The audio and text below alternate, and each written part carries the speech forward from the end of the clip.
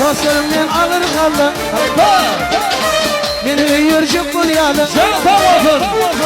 Yaşımda kasret kayın. Başmazarcık bulyalı.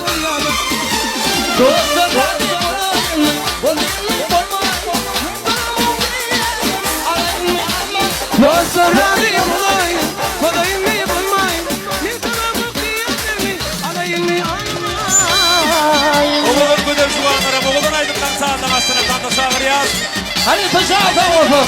Aziyat Mehmet'im. Bugün netler şekillik yazı ayvaydınlar sağlar. Urvan Gezvan'ın baktaksımdan sağında Eşim yetişir. gidi onluysa da severlerden